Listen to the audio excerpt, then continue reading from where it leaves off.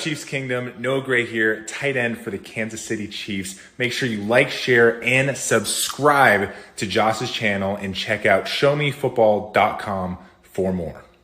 What is up, Chiefs Kingdom? Welcome back to another video on my channel. My name is Josh Fan of showmefootball.com, covering your Kansas City Chiefs, and I invite you all to join me as I dive deeper into how the Kansas City Chiefs offense is finally starting to figure things out. All that and more right after this.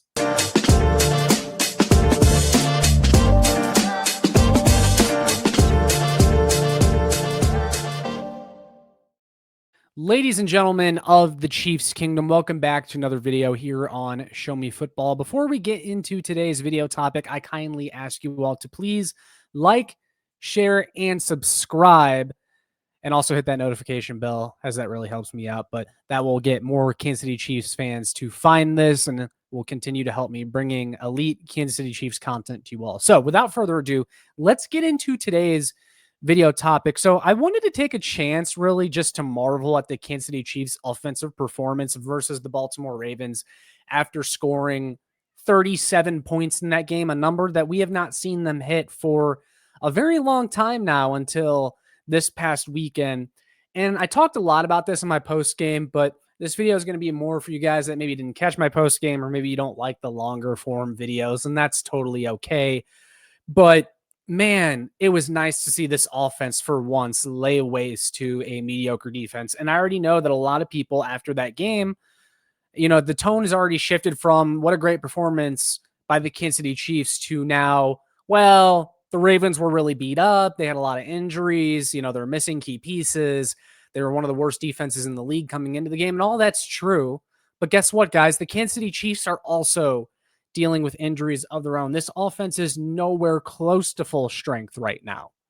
But furthermore, there was a lot of times over the past several seasons where we looked at a matchup and we said the Kansas City Chiefs should destroy this opponent because of their bad defense. And the offense was incapable of doing so, which is why I viewed the performance against the Baltimore Ravens as an overwhelming positive for this team. And I'm giving the Chiefs full credit. I'm not discrediting them because the Ravens defense was weak. I don't care.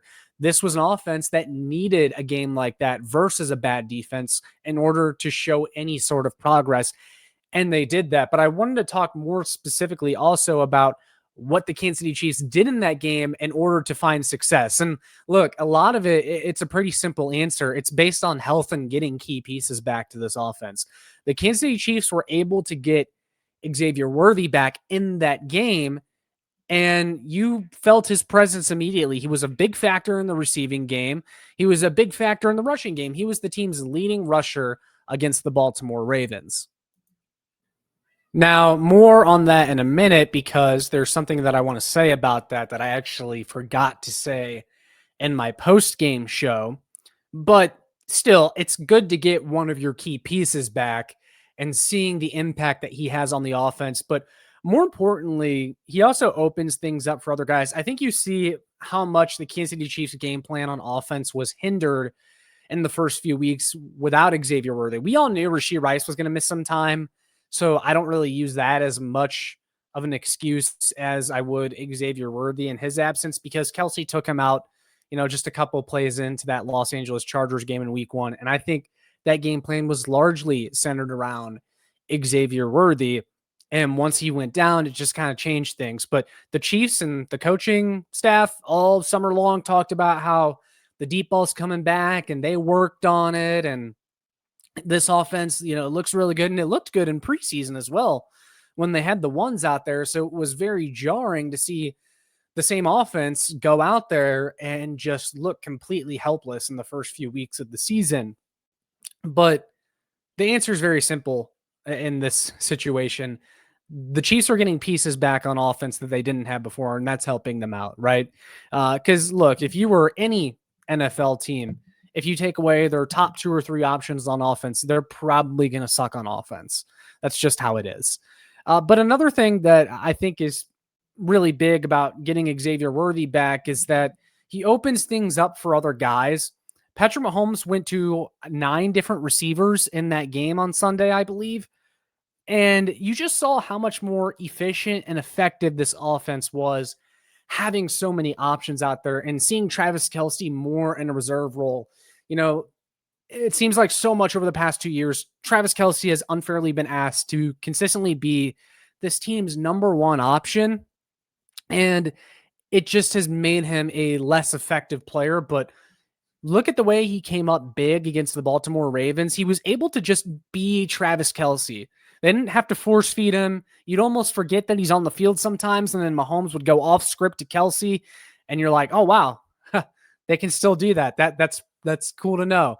And he just was so much more effective when he's not the focal point of the offense. And that's just kind of what it needs to be at this point in Travis Kelce's career. He's much more effective in a lesser role. And I think that's one of those things that Andy Reid was trying to communicate to him when Travis Kelce would get in those shouting matches on the sideline with Kelce. We need Kelce for the long haul. So let the young guys kind of take over a little bit and do most of the damage during the regular season. And then we can mix you into the game plan a little bit more.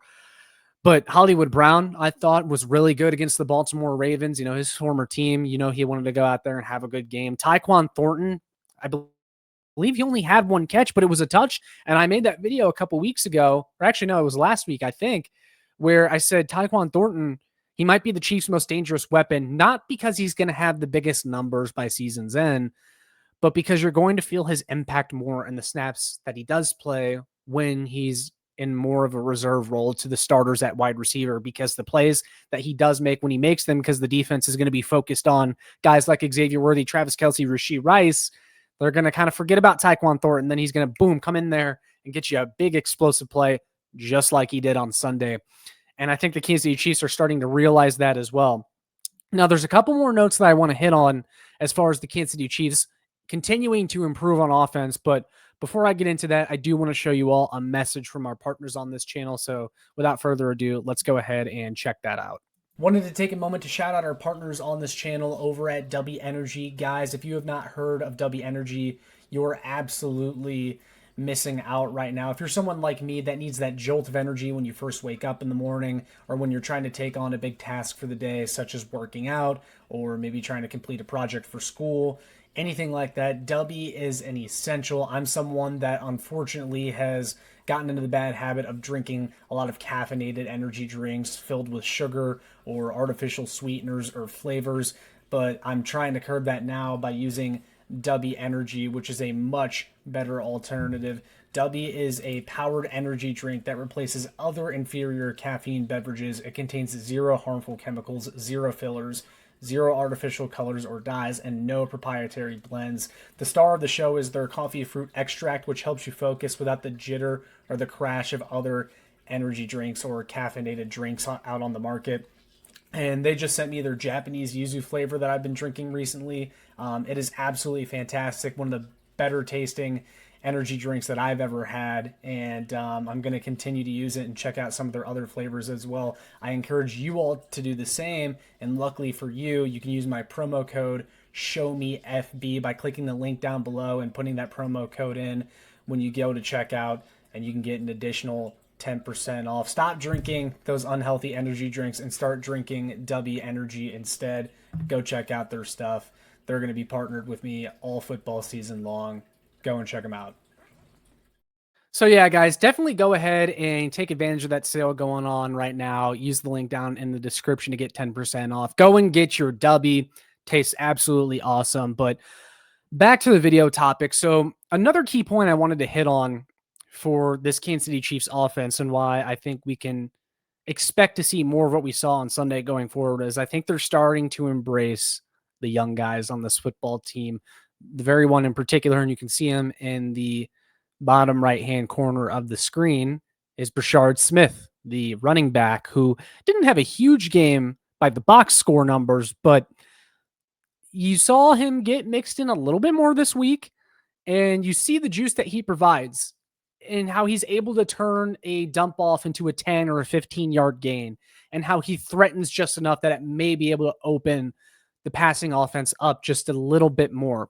Because guys like Isaiah Pacheco are not quite getting it done. The Chiefs' running game is still one of those portions of this team that I think is a problem, and they're going to have to figure it out. And I think they might have to make a move from outside of the organization, because the note that I really wanted to hit on that I mentioned a few minutes ago about Xavier Worthy being the team's leading rusher that I didn't get to talk about in my post-game show was that Xavier Worthy being the leading rusher is now the third time this season in which the Kansas City Chiefs leading rusher in a game was not a running back. That is an indication that you're not getting enough out of the running back position. And you saw in this game that Isaiah Pacheco on the first drive just wasn't very good. There's been a few clips on Twitter again this week from the game where he just completely misses the hole or has bad vision. And then he had the screen pass on the Chiefs' first offensive drive that was wide open. And I think he would have scored a touchdown on it if he had caught it, but he drops the wide open pass.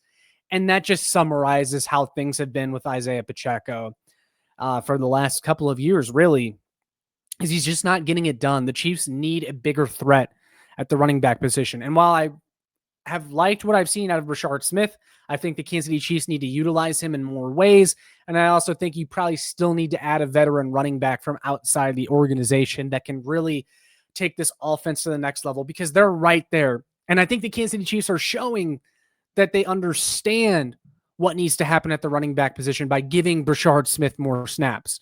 But I don't think they should stop at Rashard Smith. I think that they need to still go out and get someone. And that's going to be one of the main things that I want you guys to take away from this video, though, is that despite that, despite what they've gotten out of Rashard Smith, they should still go and get a running back. But I think the fact that they're using Rashard Smith more is an indication that the Chiefs kind of know what's going on, and they've been listening to us. Probably not, but I hope so. They've been hearing us that we want to see more juice at the running back position, and we want to see the young guys get out there on offense. Jalen Royals is the next step. We're still yet to see really much of him. I'm hoping that he gets worked in here soon, although it's not the biggest tragedy if he doesn't, because once Rashee Rice does come back, I think you know what your top 3 to 4 is at the wide receiver position. And I think it's Tyquan Thornton, Hollywood Brown, Rashee Rice, and Xavier Worthy. And hell, Juju Smith-Schuster was effective again against the Baltimore Ravens. But, same point that I made with Travis Kelce is that with Juju Smith-Schuster, you see how more effective he is when he's not your number one wide receiver by default, when he's more so taking a back seat to some of the younger, more talented guys on this team. You see how effective he can be, and he was awesome against the Ravens. And it's just amazing the longevity he's had at this point when his career looked dead in the water after going to New England. So, man, this Chiefs offense, they're starting to figure it out. And I think Kingsley Suamataia is starting to figure it out. He's been playing better. I don't think he allowed a single pressure against the Baltimore Ravens in their defensive line. And I know they're down some guys right now, but that's still a very talented D-line, and Kingsley looked fantastic.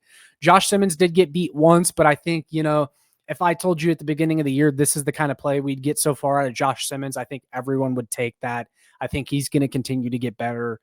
Creed Humphrey and Trey Smith are obviously solid. You know what they bring you. I guess they're more than solid, but you get my point. And then Jawan Taylor, just got to keep the penalties down. But hey, he didn't have a single penalty against the Baltimore Ravens. So again, man, they're starting to figure it out, and it's a beautiful thing to see. Hopefully they can keep it going, though. Stay consistent. That's the hope going forward. But I want to hear from you guys down in the comments below what your thoughts are on the Chiefs offense now after their performance against the Baltimore Ravens. Definitely let me know what you think down below. All that being said, make sure you like, share, and subscribe. Some more Chiefs fans can find this. Make sure you check out my work on showmefootball.com for more. And last but not least, follow the Twitter at ShowMeFB. That's all I got for this one. I will see you all in the next one. And as always, go Chiefs.